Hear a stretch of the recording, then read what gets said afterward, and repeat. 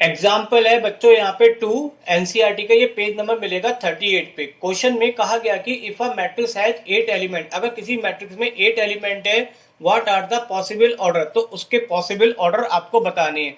तो इस चीज को समझने के लिए इसमें यूज होने वाले फॉर्मूले को समझ लेते हैं। हालांकि हम जानते हैं ऑर्डर ऑफ मैट्रिक्स का फॉर्मूला होता है m इंटू एन। एम का मतलब होता है नंबर ऑफ रो और n का मतलब होता है नंबर ऑफ कॉलम।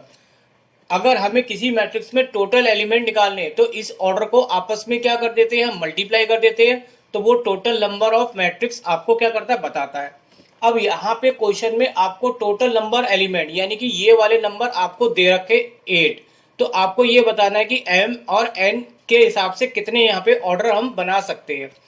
तो इसको करने के लिए हमें 8 को क्या करना पड़ेगा, दो पार्ट में लिखना पड़ेगा, दो प्रोडक्ट के रूप में बनाने पड़ेंगे। तो इसके लिए पॉसिबल ऑर्डर क्या हो सकते हैं, तो सबसे पहले हम 8 को देखते किससे डिवाइड होता है, 1 से। तो 1 इंटू 8 होता है आपका, एक तो ये बन सकता है, इसका रेसिप्रोकल करें तो 8 इंटू 1 तब भी 8 होता है।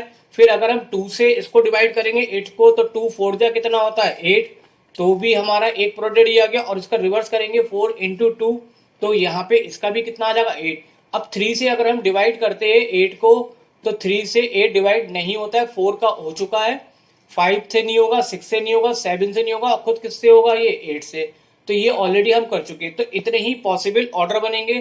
तो इसी चीज को हम यहाँ पे इस तरीके से लिख देंगे, 1 into 2, sorry 1 into 8, 8 into 1, 2 into 4, 4 into 2। तो ये हमारे किस चीज को बता रहे हैं, ये जो मल्टीप्लाई में हमने 8 को लिखा है यही हमारे ऑर्डर को रिप्रेजेंट कर रहा है।